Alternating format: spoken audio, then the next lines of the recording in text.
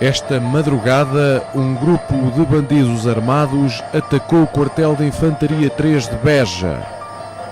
Neste momento, reina a ordem mais completa, quer no distrito, quer em todo o território nacional. O quartel nunca chegou a estar na posse do bando de criminosos e o ataque foi prontamente dominado pela Guarda Nacional Republicana.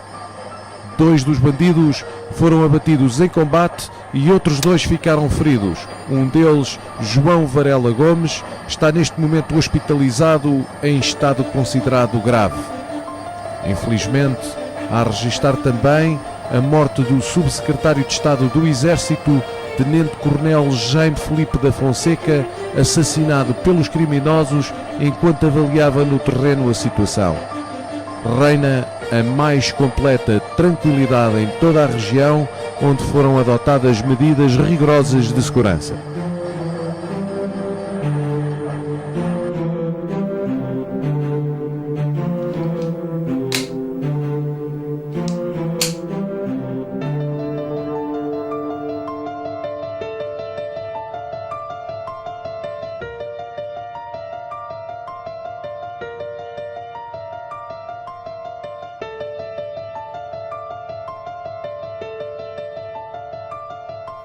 A pátria pede o esforço, a união de todos. Que Deus se amerece de nós. Clarins, tocai a unir. Tambores, tocai a carregar. Bandeiras, desfraldai-vos ao vento. Armas, apontai certeiras. Viva Portugal! Viva a liberdade! Viva a República! Manuel Serra foi o homem que Humberto Delgado incumbiu no Brasil de liderar uma revolta armada com vista ao derrubo do regime. Esta operação, de nome de código Ícaro, viria a culminar no ataque ao quartel de Infantaria 3 em Beja, na madrugada de 1 de janeiro de 1962. Manuel Serra tinha sido preso 2 anos antes, por ter liderado os civis na denominada Revolta da Sé. Conseguiu fugir do Hospital do Rego e mais tarde ser exilado no Brasil. Presos, os militares e os civis.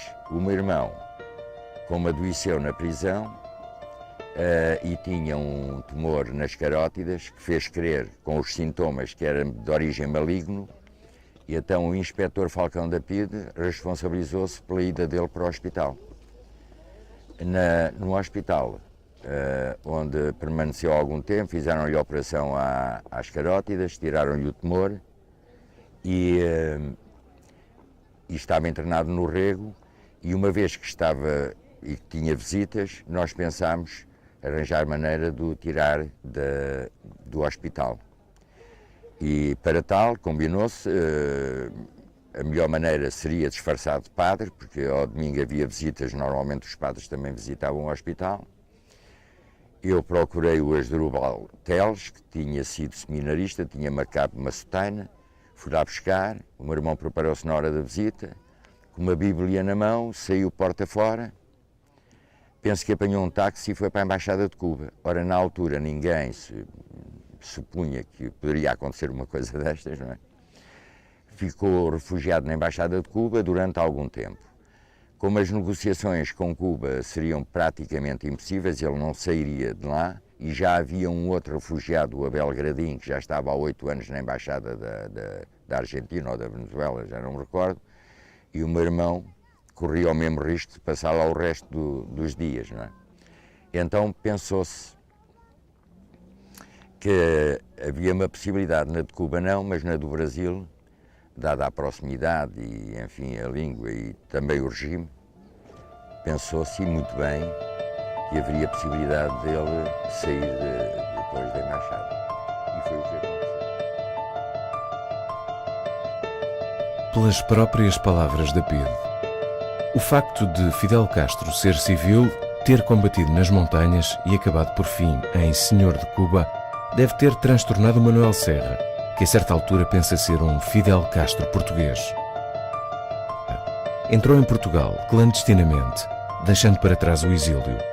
Trazia consigo uma credencial passada pelo general Humberto Delgado, que o reconhecia como seu emissário e operacional. Brasil, depois de ter combinado, enfim, o golpe com o general Delgado, porque se encontraram e o Delgado confiava no meu irmão, e confiava e confiou até ao fim da vida, e sabia que o meu irmão, que era um indivíduo que não se ficava para conversa, agia. O plano de Delgado passava pela formação de comandos civis e a ocupação de uma unidade militar algarvia, a ignição necessária para um levantamento nacional.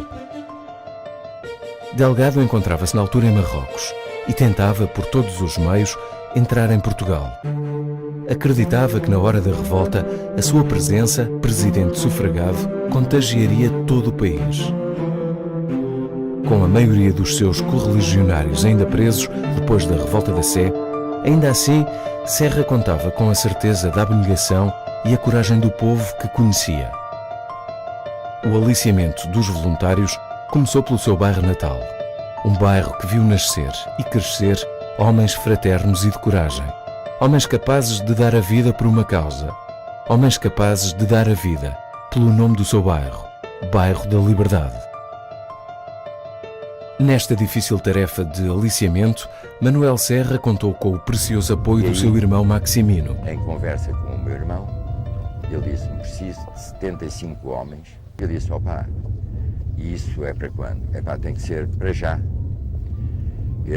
Eu disse: epá, é muito complicado arranjar 75 homens, mas eu vou fazer o possível. E dirigi-me ao meu bairro de infância e entrei em conversação com alguns elementos, entre eles o David da Silva Abreu, que era outro indivíduo também bastante conhecido, era um indivíduo bem relacionado, tinha um pequeno bar. David Abreu, contactado por Maximino, foi um dos homens fulcrais no recrutamento no Bairro da Liberdade. Barbeiro de profissão, tinha sido um bom jogador de basquetebol, da famosa equipa de basquete Liberdade, e era uma figura muito popular. Entre muitos outros, David Abreu contactou o seu primo, Delmar Silva, 11 anos mais novo, a tomar parte no golpe, a tomar parte no destino de Portugal. Sobre, portanto, como é que tudo começa para mim,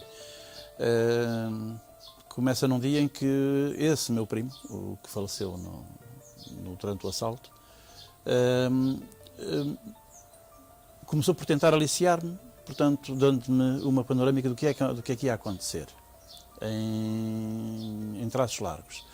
É evidente que eu fui surpreendido, primeiro porque eu não estava a ver no meu primo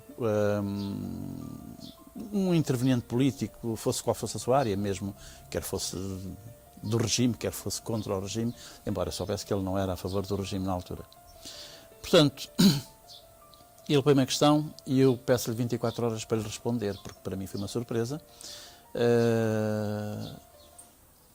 E foi uma noite que eu não dormi, não fechei os olhos, fui trabalhar no dia seguinte e ao fim do dia dei-lhe a resposta e disse-lhe que em consciência, e só em consciência, lhe tinha que dizer que sim, porque não estava a ver muito bem o que é que dali podia acontecer. Mas houve uma coisa que eu me convenci quando lhe disse que sim, e isso é verdade que vai perdurar sempre enquanto eu for vivo.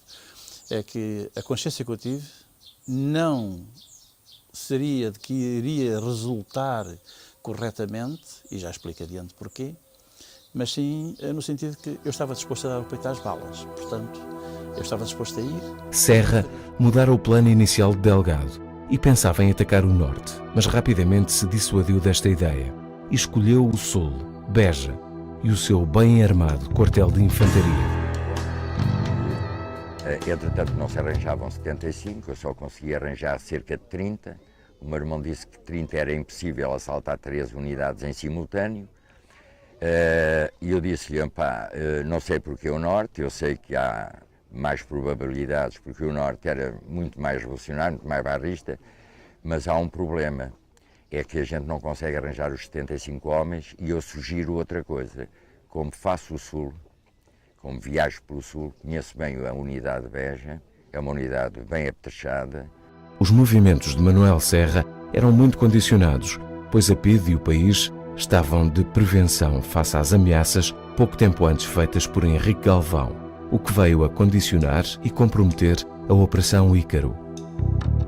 Serra contactara, por intermédio de Piteira Santos, ex-dirigente comunista e um oposicionista sempre ativo, um homem da inteira confiança do general Delgado, o capitão João Maria Varela Gomes, que chefiaria a componente militar no golpe, considerada por Delgado essencial ao êxito da Revolução. Mas a relação com os militares nunca foi fácil e Manuel Serra resolve avançar, sem a certeza da sua participação. Conseguimos ocupar a unidade. Foi, aliás, o que fizemos. Só que, na primeira ida à Beja, contámos os homens à porta da unidade, estávamos convencidos que éramos mais e éramos apenas 27.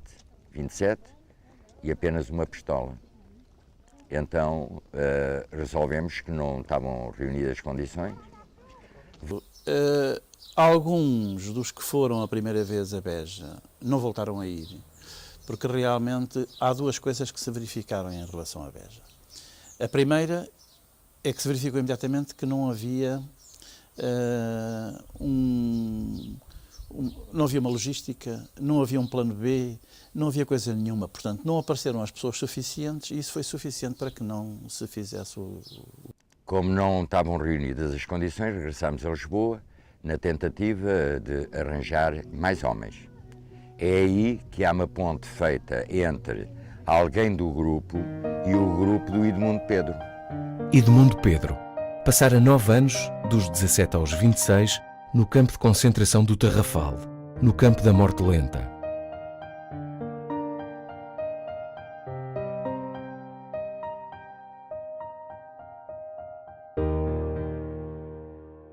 Edmundo Pedro e o seu pai, Gabriel, juntos com outros mártires da pátria e ao contrário de muitos dos seus camaradas, resistiram durante 9 anos à fome, à tortura, às doenças e à morte.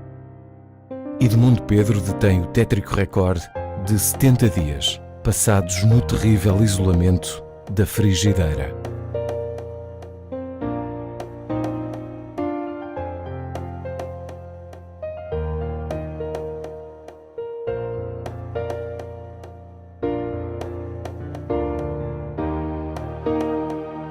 Afastou-se do Partido Comunista logo após a vinda do Tarrafal, mas manifestou explicitamente a sua disponibilidade para qualquer ação consistente de luta pela liberdade.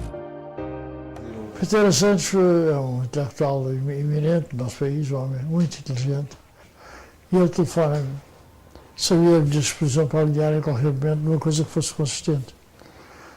Temos cá um homem que foi enviado por Delgado, vai organizar um levantamento armado, portanto, com a componente civil e militar. Fizemos um grupo de civis e eu aí comecei a mexer. Nós tínhamos o nosso grupo, era composto de mais também, de umas cerca de 15 pessoas. Reuníamos com alguma regularidade. Mas, sobretudo, tinha ligações e, portanto, na margem sul. Na margem sul, a mobilização deu-se célere. Francisco Lobo foi um dos homens que aderiu a uma segunda tentativa de ataque em Beja na madrugada de 16 para 17 de dezembro. Não é? Era já uma segunda tentativa, já tinha havido uma primeira tentativa no dia 1 de dezembro, do qual, enfim, não teve qualquer efeito, e nesta segunda tentativa, não é? Também efeito não teve. As indicações que me foram dadas a mim e aos meus colegas com que eu fui, que eram mais quatro colegas, encontrarmos na estação ferroviária de Beja e depois daí sermos conduzidos, enfim, para as ações que se deveriam desenvolver, mas que francamente também desconhecia. Não é? A ideia que nos foi transmitida pelo Manuel Serra é que havia um movimento perfeitamente organizado, bem estruturado, não é? Alfredo Guaparrão dos Santos foi outro dos homens de Almada contactado após a primeira tentativa falhada de ataque ao quartel de Beja. E é assim que começa a aparecer as reuniões. Depois tive um acidente de trabalho em que fiquei com as duas vistas vendadas, que me permitiu ir para o oftalmologista, e era no oftalmologista, na reunião, na consulta, que a gente tinha problema das reuniões, não é? Aqueles contactos que havia que fazer, E pronto, é assim que aparece. Depois, quando se aparece... O que aconteceu positiva é que normalmente estas coisas elas acontecem, mas depois as polícias sabem, seja nesse caso a PID ou coisa no género. Ninguém soube de nada.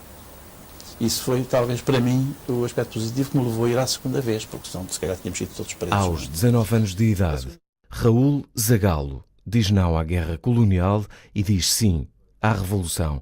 Diz sim à luta pela liberdade e adere ao movimento. No quartel de Beja, se as coisas correrem bem, se os contactos, não é, que não falharem.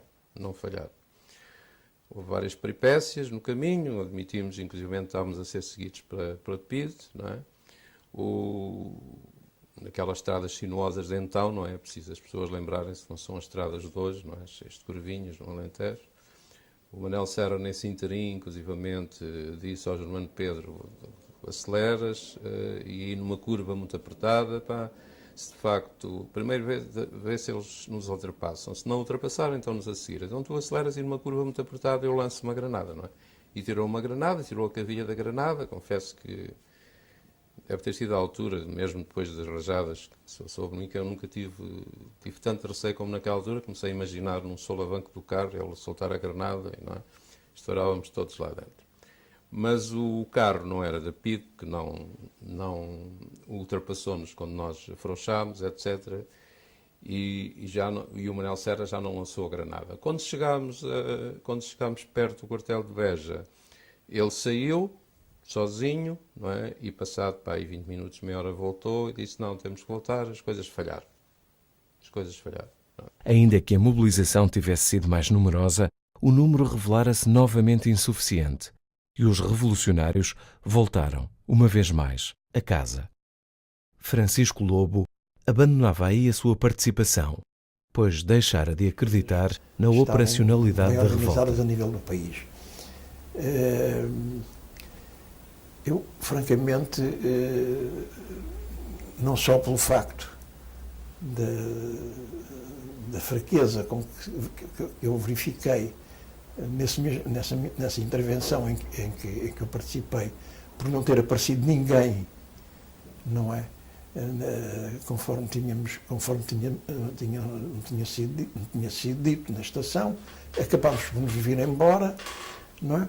Mas também fiquei com a ideia de que reforcei essa ideia que inicialmente criei após a conversa com o próprio Manel Serra, de que havia ali muito idealismo da sua parte, não é? E havia pouca consistência, mas, enfim, também era um jovem e inexperiente. Mas a grande maioria não pensava como Lobo e voltaram a conspirar para uma terceira tentativa, que todos sabiam, sem retirada. Delgado fora informado por Germano Pedro, irmão de Edmundo, em Marrocos, da iminência desta terceira tentativa. No entanto, desconhecia o dia e o local do ataque. Ciente do temperamento e determinação de Manuel Serra, sabia que estava chegada a hora. E o general sem medo não espera e corre inusitados riscos, junto com a sua extraordinária companheira, Arajarir Campos, e entra disfarçado e com um passaporte falso, em Portugal. A mobilização civil prossegue e os militares aceitam finalmente participar. Eu fui convidado das vésperas para a Revolução, de forma nenhuma, não é? Nem se compreendia. Eu começo-me a rebelar contra o sistema, eu alferes em Macau. Usava umas barbas até aqui para contestar o regime. Maria Pedido General, aquela canalha toda, queriam que eu cortasse a barba e eu negava-me a cortar a barba. Ponto final. Nós, militares, estamos a preparar um golpe nosso. Porque esses golpes não podem ser preparados por civis, está merda. Não há um comando, não há disciplina. E é amaralha, não é? É uma guerra civil. Isso sim, se quiserem ir para uma guerra civil, é dar as armas aos civis, então matem-se uns aos outros, porreiríssimo, não há qualquer problema. Mas nós não queríamos fazer sangue, como era óbvio. E estávamos a preparar um golpe militar que não estava ainda, plano de operações não estava ainda completo. Estava no início. E o Manel Serra fez chantagem. Chegou só porque eu não tinha contacto nenhum com os civis. Nem queria. E disse ao Varela, pá, não te metas com esta malta, pá, não dá, pá, vai dar merda. E deu. Mas o Varela também parecia muito com o Delgado. Também era de artilharia. O Delgado depois foi piloto. E então, não pá, estás a ver? Eu disse que não sei o quê. Depois, a segunda vez, apareceu outra vez o Manel Serra a instar para que soltássemos o quartel. O Varela negou e à terceira vez o tipo chegou-se ao pé do Varela e diz: olha, se eles não foram capazes, das 2 vezes, de assaltarem o quartel de Beja, tomar em conta. À terceira vez fez chantagem. É para os militares não entram, vocês vão ser responsáveis moralmente do sangue que for derramado. O ataque é preparado para a noite da passagem de ano, de 1961 para 1962. Todos sabiam que desta vez não voltariam para trás. O grupo de Almada tinha fortes ligações ao Partido Comunista e era constituído por alguns veteranos na resistência ao regime, homens habituados a sofrer e a conviver com a repressão e o perigo. Peralta e Pombo, 2 dos militantes comunistas, a dizer sim ao movimento. O que me levou a me revoltar foi a minha infância, que foi muito má, não é? E depois foi mais tarde, em constância, que eu tinha 2 ou 3 ajudantes que ganhavam 12 ou 13 escudos por dia e que não ganhavam nem que levava de que roupa do meu filho, não sei o que mais, que era uma miséria. É a miséria que estava no nosso país. E isto em 1957, não é? 57 ou 56. A motivação foi, como membro do Partido Comunista, eu nunca concordei interiormente com os métodos do partido. O método que é o levantamento nacional, as greves, não íamos lá. Entendi sempre na minha vida que não era com aquele método que se ia lá derrubar uma ditadura férrea, bem organizada. Porque na minha ideia eu entrei porque entendi que era a única maneira de derrubarmos o fascismo.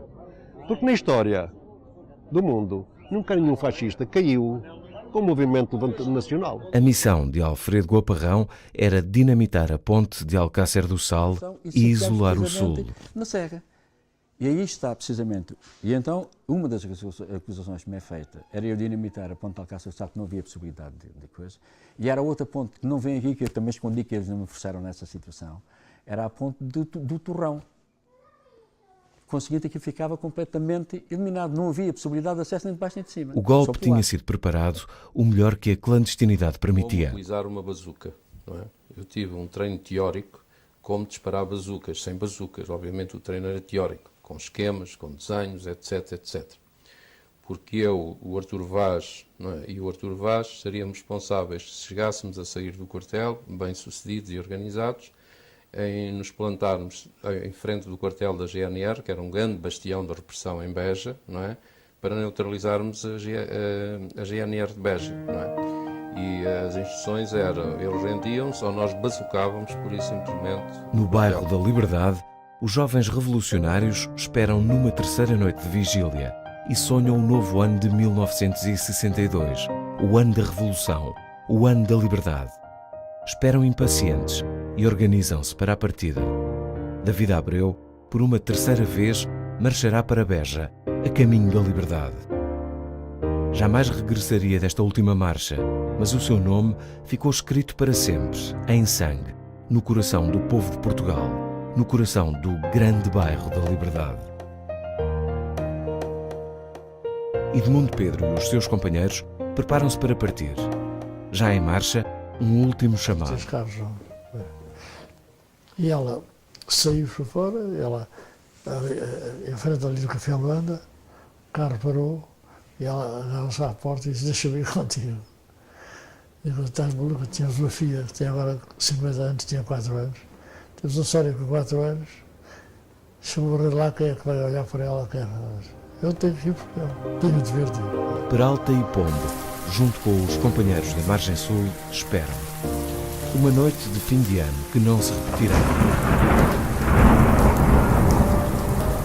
A missão destes operários não passava pelo ataque ao quartel, mas pela incorporação das colunas que ocupariam as unidades da GNR. A nossa missão não era propriamente entrar no quartel de Beja, essa é a razão para ir Videli. A informação que eu tenho é que nós fazíamos parte de um grupo que era para vir para a Almada. Sublevação. Que era para vir para a Almada e tomar conta do forte daqui do forte de Almada. E virar as postas de artilharia para São Bento. Essa foi a ideia que eu fiquei. Tanto que nós saímos daqui, eram volta das 11 horas, mais ou menos, 10 e tal, 11 horas, daqui da Almada, e estamos na Ervidel até às 5 da manhã, muito perto de Beja, até às 5 da manhã. E também sabíamos que havia um apoio em Tavira. Eu, na véspera, tive um encontro com o Peter Santos na pastelaria Herculano, da Rua Herculano. Eu vou lá de vez em quando com o advogado meu amigo. Então disse, dona, aqui devia figurar uma placa, aqui tivemos uma reunião em que eu recebi as últimas instruções para o assalto ao quartel. O que é que o Peter Santos foi dizer? Tu vais à frente, às 9 horas telefonas para este número que eu te vou dar, identificas-te, procuras falar com o homem da lenha. Do lado de lá, que eu estava a dar o tal Pedro Hipólito, que era o homem da administratividade. Isso era a senha que eles tinham combinado, para nos identificarmos. Eu perguntava para o homem da lenha, ele fazia as aquisições da lenha, era normal. E ele atendia, mas com certas circunstâncias especiais, para tornar este esquema todo. E depois disso vais encontrar-te às 10 horas da noite, na estação de Caminho Ferro, com o Varela Gomes. Eu não conhecia pessoalmente. A coordenação entre os civis e os militares, comandados por Varela Gomes, que assumia o comando operacional da revolta, revelava-se importante, mas esta nunca veio a acontecer por completo.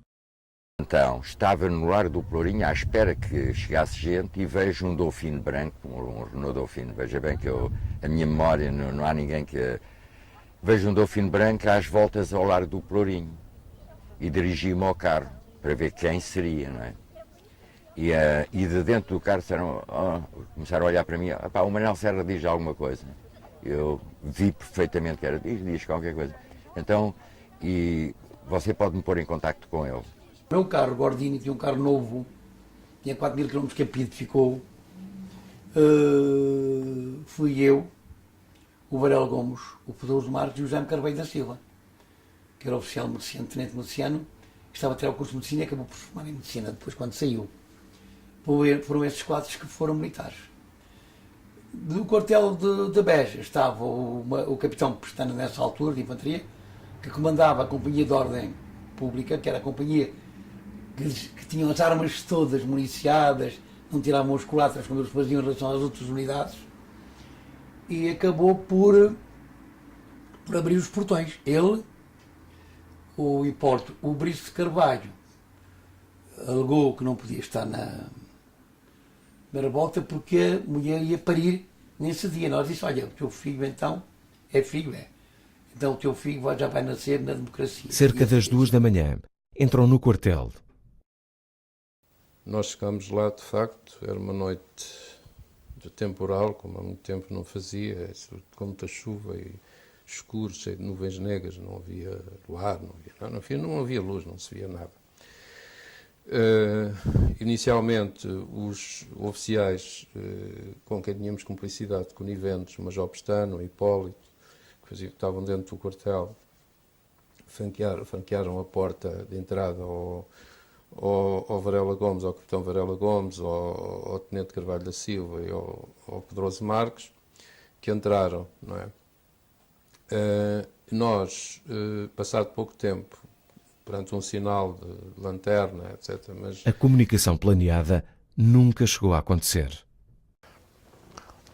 Juntámos junto ao muro, atrás um pouco da casa da guarda, e vimos acender o flashlight 3 vezes, que era o sinal que tínhamos entrar à vontade. Mas não podíamos, se tivéssemos feito, tínhamos de chegar mortos. que Varela Gomes. Mas as desconfianças dos civis mantinham-se, e ao sinal dado por Varela Gomes e os seus homens, resolveram não entrar pela porta de armas e saltar o muro que ladeava o quartel. Se os portões foram franqueados por gente nossa... Então porquê que eles saltam o muro? Bem posta a pergunta. Saltam o muro porque eram comboios, eram indisciplinados. E mais, nem sabiam mexer com as armas. Porque o Manuel Serra nem sequer fez tropa. De maneira que não pôs a arma em segurança. E quando vai saltar, não era um muro, o arame farpado, a arma dispara por si. Tivemos a acender o flashlight 3 vezes e o Manuel Serra teve a presciência e teve a inspiração de não chegar aquilo e mandar-nos saltar atrás da casa da guarda. Por isso é que eu digo, nós, na altura que fomos lá São Civis, tínhamos tomado conta da casa da guarda depois do resto pela cidade. Quando viu acender o flashlight, ele não se viu naquilo, mandou-nos saltar atrás da casa da guarda, havia lá um portão, um ardiamento. Quando saltou, ele levava a pistola na mão, destravada. Quando caiu, para mim, eu deu um tiro. Sem flash aqui perto de mim, eu saltei atrás dele, foi uma sorte de não ter morto. Eu já tinha pessoal militar do quartel que iam franquear os portões. Segundo disse o Varela, porque eu, como sabe, não contei. E acredito nisso de Varela, porque era uma estupidez assaltar o arame farpado, uma estupidez, porque é difícil, ainda por cima, com a arma, sem usar a arma em segurança. Tem que ver com aquilo que depois o oficial de dia transmite. Portanto, o oficial de dia sente-se apanhado, porquê? Porque o oficial de dia, quando abre um portão, sabe perfeitamente o que é que vai acontecer. Se depois as coisas não resultam e os militares que entram vão sair, ele tem a cabeça a prémio. O oficial de dia pergunto-lhe assim ao Arantes de Oliveira, o aspirante ao Alfés. Diga lá, Sr. Alfés. A moda inglesa não tratava por meu nem por Vossa Excelência, General de Oliveira, tal e qual. Senhor General, senhor não sei quantos, eles não gostavam muito, mas tinham que aguentar. Vossa Excelência, isso falava, não é? E perguntei, diga lá, Sr. Alfés, ou Tenente, qual é o seu nome? Arantes de Oliveira. Diga lá uma coisa, você é o seu dia, sou sim, senhora. Isto é uma revolução para implantarmos a democracia no nosso país. Quer aderir? E ele disse, meu capitão, não me está a dar tempo. Queria pensar. Vai-me entregar a arma. Eu digo, não preciso de arma, você é um homem de bem. Ele ficou com a arma. Isto ninguém faz, só um tonto como eu. Só um idealista. Certo? Ele, de facto, portou-se bem. E quando foi chamado a testemunhar, o plenário convencido que ele ia dizer mal da gente, pelo contrário, disse a verdade. E os juízes ameaçaram de que o mandavam prender. E por consinto, o Edmundo, o Artur Vaz, o Vilar foram direitos à Casa do Comando, ao fundo da parada, no quartel, para justamente prender os oficiais, na generalidade, não visava unicamente o Calapés. Quando chegaram lá havia poucos oficiais, era a passagem do ano, o próprio comandante do quartel estava a passar a passagem do ano em Lisboa, e o comando do quartel estava nas mãos do subcomandante, que era do subcomandante. Com o comandante da unidade ausente, o segundo comandante, Major Calapés Martins, assumiu o comando. Calapés era um homem com treino de guerra e, dada a situação, naquela noite dormia vestido e armado. Todas as informações sobre o estado de alerta e o que é que estava subjacente ao estado de alerta de prevenção, dos quartéis. Foi o próprio Varela Gomes que, abandonando momentaneamente o posto de comando e acompanhado pelo capitão Jaime Carvalho da Silva, se deslocou ao quarto onde se encontrava o segundo comandante para o prender. A missão do Varela era comandar e coordenar, portanto, o movimento. Mas ele queria tudo para cima de si, para armar-se em heróis, sempre tive essa mania. Então, a missão era o Jaime Carvalho da Silva e desarmar o Calapés. E o Varela disse, vai à vontade, porque ele é cobarde. Tinha conhecido nas manobras em Santa Margarida. E o Jaime Carvalho da Silva vai, numa arma de guerra. Aí parece que o tipo claudicou, porque não estava... Ele estava alertado pelo tiro, o Manuel Serra, como é óbvio, não é? Quem é? E o Varela, de longe, teria dito que era o sargento da guarda, mas esqueceu-se que o sargento da guarda era alentejano. Os alentejanos têm uma forma especial de falar, tem o seu dialeto. Quando ele abre a porta, o Jaime Carvalho Silva tinha a arma apontada. E aí parece que ele claudicou. Percebe? Não mate, não sei quantos. É nessa altura que o Varela, estupidamente, a correr, se interpôs entre o Calapés e o Jaime Carvalho da Silva. O outro saca das duas armas e dispara, armas de guerra, não me lembro, Walter, e dispara. E depois, o que é que aconteceu ao Varela? Aconteceu ao Varela que tiveram que fazer a ablação de uma parte do intestino, do rim e do baço. Portanto, o gajo, quando surge o Varela, no gabinete oficial dia, estava eu lá. E o Pedroso Marco, os outros desapareceram. O Pez levantou as mãos, largou a arma, encostou-se à parede, deslizou, segundo o Carvalho da Silva contou, ai não me mata, ai não me mata, ai não me mata, ai não me mate. Não é? Pronto. Segundo erro, efetivamente não o matou e enfiou no quarto onde ele tinha saído, partindo do princípio que ele ficaria lá. Não é? Só que a partir desse momento, e pegou no Jaime, no capitão Varela Gomes, com a ajuda do capitão Oliveira e do capitão Pedroso Marques. O capitão Varela Gomes ainda disse qualquer coisa como, testemunhado por todos,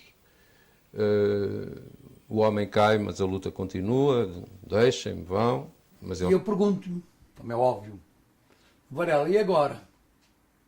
E o gajo sai-se com esta resposta: o homem morre e a ação continua. Eu disse, se fosse dar merda. Não disse mais nada. Jogo do gato e do rato. O ratinho A fuga conhece. e a ação do Major Calapés, mais tarde condecorado pelo Estado Novo, veio a causar o fracasso da operação e o final fatídico do Ele assalto. consegue armar-se, deve ter ido por um outro quarto, indo por outra janela interior, consegue armar-se com uma metralhadora Uzi e pistolas, e começa a descer, desce primeiro, e é quando o Vilar se aproxima da casa do comando, porque tinha ido à casa da guarda ver como é que a metralhadora funcionava, que ele não conseguia dar lá um jeito na metralhadora para funcionar. E quando ele se vai aproximar, o Calapés diz: anda cá. E ele ter-se aproximado do Vilar e, durante demasiado tempo, terá pensado que o Calapés era um dos companheiros. Como ele tinha uma luzeca por trás e era muito escuro, não deve ter visto bem as feições. E quando o Vilar estava a 3 ou 4 metros dele, que eu vi-o de manhã ainda caído, morto, praticamente disparou-lhe, matou-o com um tiro ou 2 tiros no peito. Depois desse tiro, os outros companheiros ouviram, vieram a correr e há então uma autêntica batalha ali dentro, em que são disparados inúmeros tiros, não é? Tanto do Calapés relativamente aos nossos companheiros, ao Artur Vaz, ao Edmundo Pedro, e vice-versa, como é evidente. O Artur Vaz tinha um casaco furado, não faleceu porque não calhou, o Edmundo Pedro também, quer dizer, e o que é certo é que foi atirada uma granada. Quando rebentou o tiroteio, foi de tal ordem que toda a malta disparava contra todos. Martins correu para o lado contrário. Correu, eu vi realmente um vulto com sobretudo, ou que era aquilo com um capote, correr e lançar uma data de tiros. Disse: isto está mal. O Calapés, para fugir, na verdade, chegava-se ao pé da malta civil, porque nós estávamos fardados, o Edmundo Pedro, sem mais, não sei porquê, pôs com a evolução de capitão, começou lá a dar um par de potadas no soldado.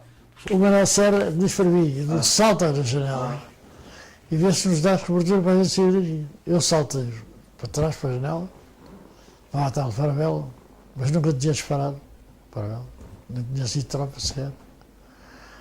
E na altura em que salta aparece um cabo da Companhia de Segurança, foi o Major Pestana que o mandou para ver o que é que havia, para se informar do que havia.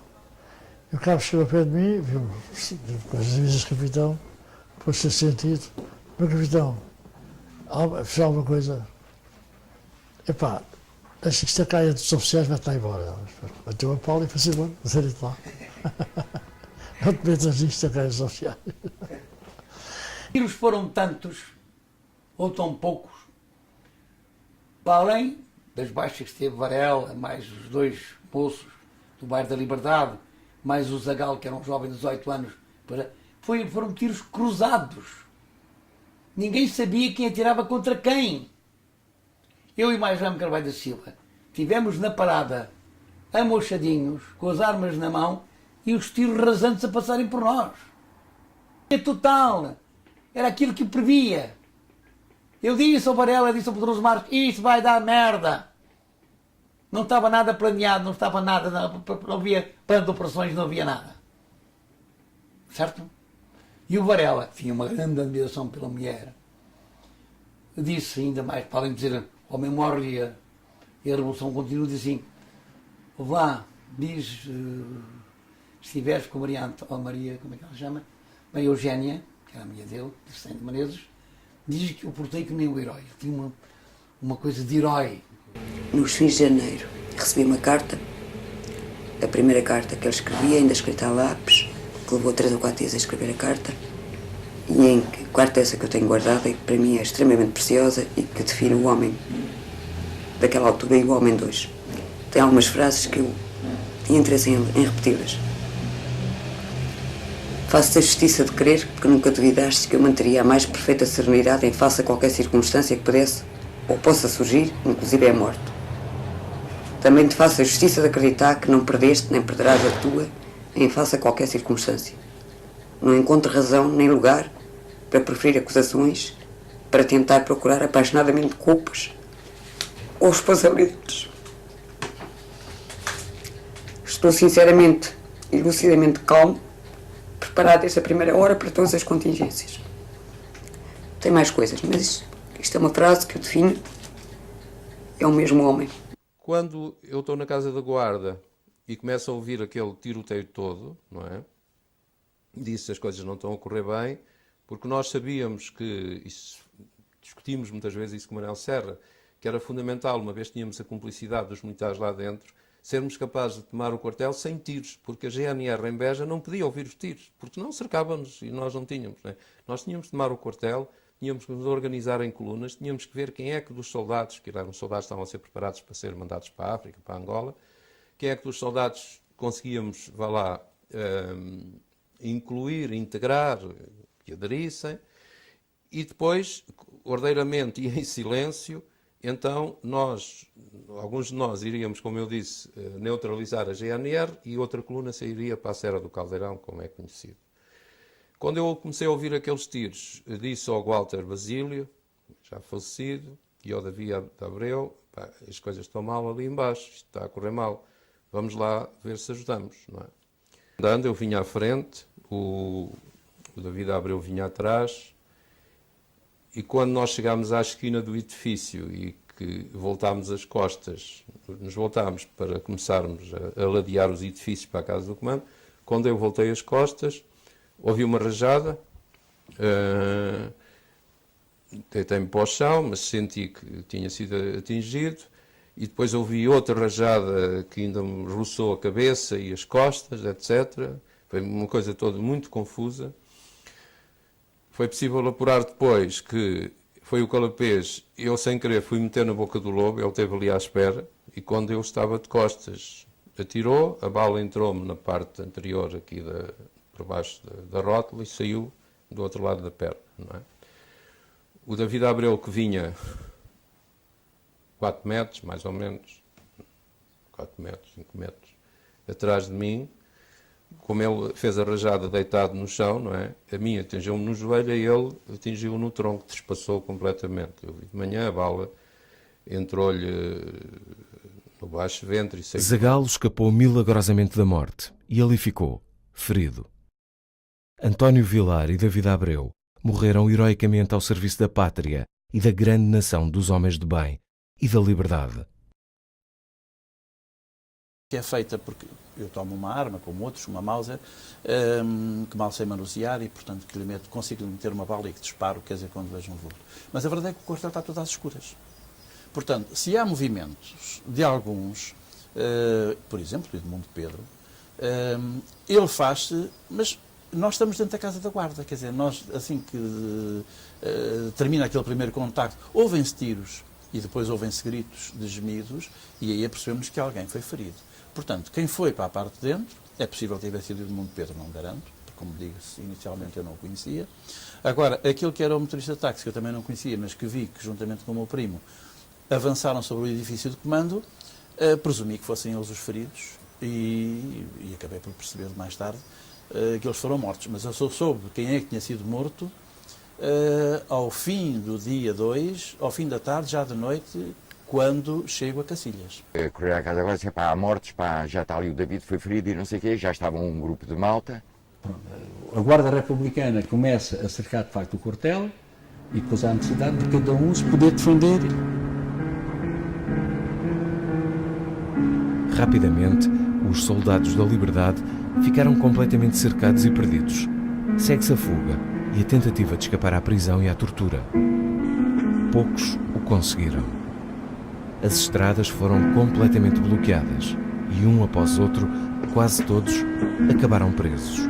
E a Ridele, como sabes, eu vi várias forças militares, não militares soldados, mas militares, Guarda Republicana,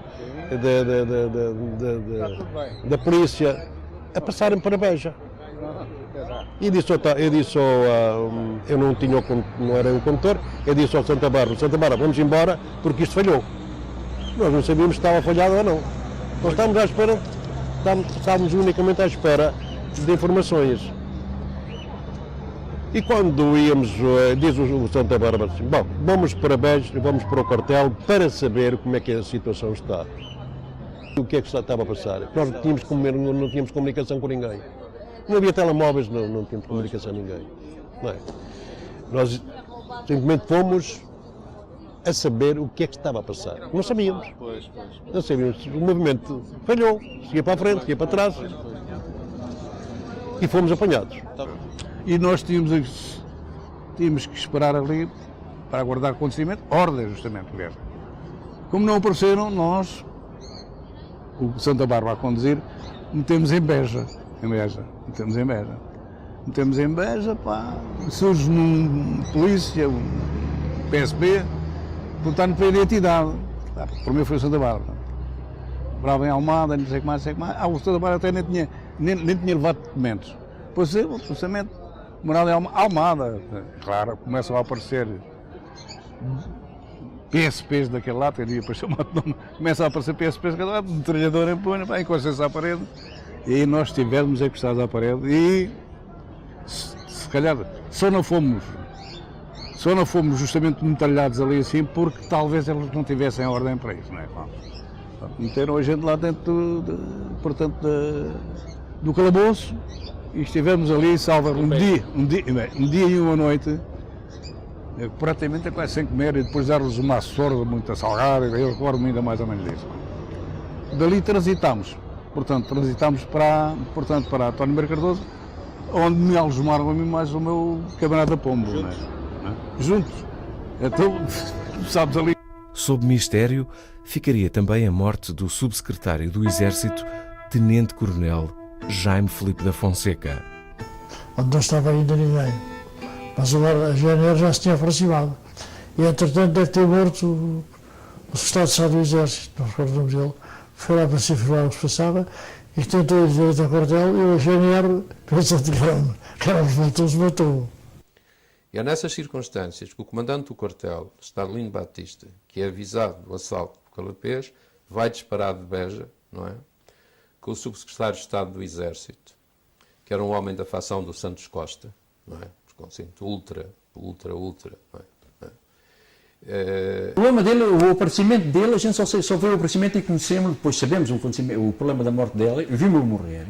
Só eu, o Zé António Moreira e o Eduardo Pereira, somos os três, estamos, não sei se mais alguém viu, mas a gente estávamos aí a uma distância tão longe como daqui ali para o Espaço do Conselho, aí uma distância de 50 metros, não é? Quando ele tenta ajudar, tenta saltar o muro.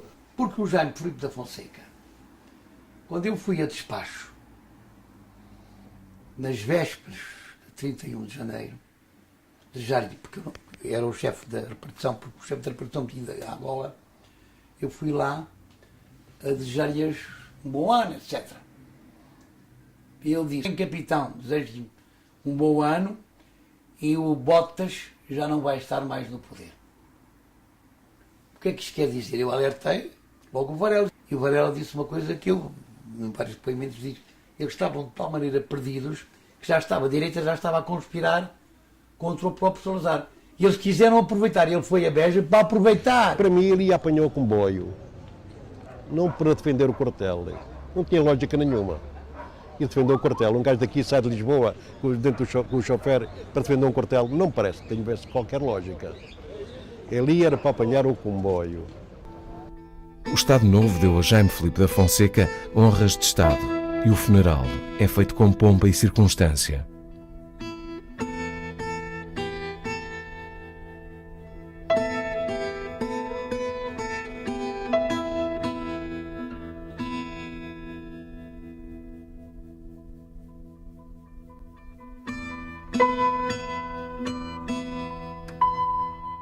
David Abreu e António Vilar foram enterrados numa vala comum, em parte incerta.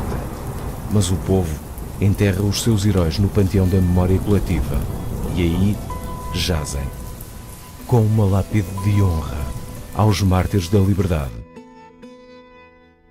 Humberto Delgado chegou a Lisboa na própria noite do assalto, mas os revolucionários já tinham partido para Beja. E entretanto o José Alexandre Plágio, contratado para Lígia, chega à Lígia e diz: epá, está aqui este casal que era preciso levá-lo a Beja.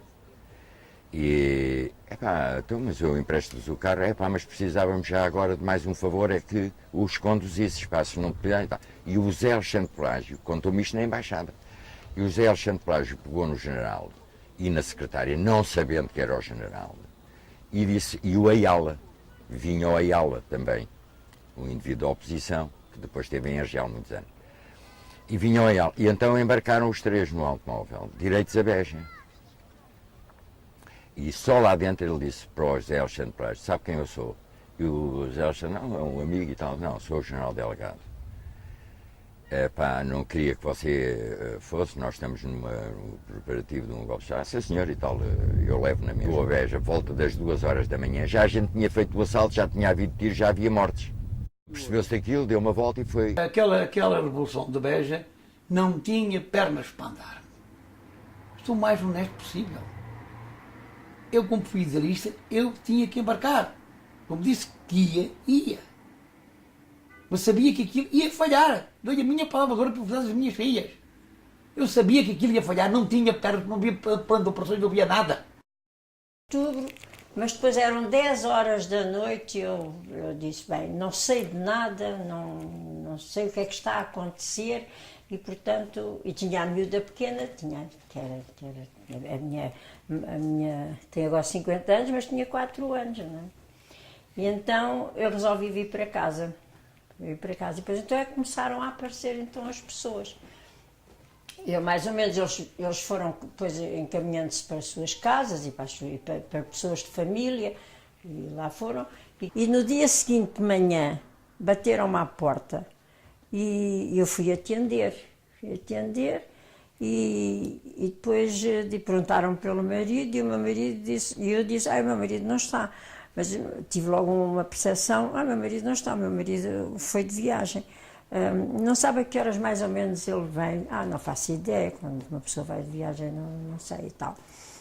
e depois eles eram dois e voltaram a descer, desceram, portanto, a escada, só que eu, desconfiada, vim aqui à minha varanda e a minha varanda vê a esquina daquela rua. Como a casa é de pilares, já depois chamaram-me lá, à PIDE. Chamaram-me lá, passado poucos dias, 5, 6 dias, e então foi como eu já disse, não diz nada da sua vida, nada da vida das filhas, não lhe pergunta como ele está, nem pai, nem mãe, nada. E eu, por acaso, tenho qualquer coisa escrita a esse respeito. E eu esperei, lá com eles ao pé, e veio o meu marido, veio completamente diferente do que eu tinha deixado. Já tinham rapado o cabelo, eu vinha ter feito estátua, com certeza. Não lhe perguntei como é que está. E quero-vos dizer que, enfim, sei que começaram a bater nos braços, nas mãos, nos braços, no corpo. Não me recordo ter sentido absolutamente nada. Como é que a PIDE atuava? Um dos colegas, um dos camaradas presos na sala onde me encontrava, logo quando fomos presos, era uma sala com uns 14 ou 15 pessoas, foi chamado em determinada altura um deles, que era o Fernando Roxo da Gama, que foi de manhã para a PIDE, não é? E regressa à noite, não é? Completamente transformado. O corpo dele era uma nódoa negra, vermelha, sem se poder aguentar, em pé, não é? Cara inchada, era uma coisa horrorosa. E com este objetivo. Não lhe fizeram qualquer interrogatório. A única coisa que lhe fizeram foi, durante todo o dia, massacrá-lo e levar esta mensagem. Agora, quando chegares à sala, vais dizer aos teus colegas, aos teus camaradas, não é? Para quando aqui chegar, confessarem tudo aquilo que têm a confessar, se não são tratados como tu és tratado, como tu foste tratado. Portanto, o assalto ao quartel de Beja foi feito na sua grande maioria por operários e gente do povo. Foram 86 o número de presos. 18 pessoas estiveram anos refugiadas na Embaixada do Brasil. A grande maioria enfrentou a prisão do Aljube, Caxias e Peniche. A grande maioria nunca ouviu um obrigado, um reconhecimento, pela sua bravura, pela sua generosidade, pelo seu amor à liberdade, pelos anos de prisão, espancamentos, privações e tortura. O reconhecimento do Estado não se confunde com o reconhecimento do povo. A morte de David Abreu e António Vilar e os sacrifícios dos combatentes de Beja jamais serão esquecidos. Ficam como pegadas na superfície de um planeta de esperança.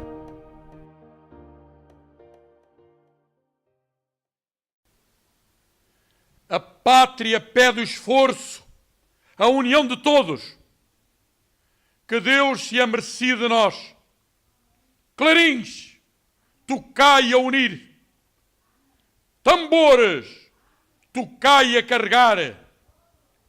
Bandeiras, desfraldai-vos ao vento. Armas, apontai certeiras. Viva Portugal! Viva a liberdade! Viva a República!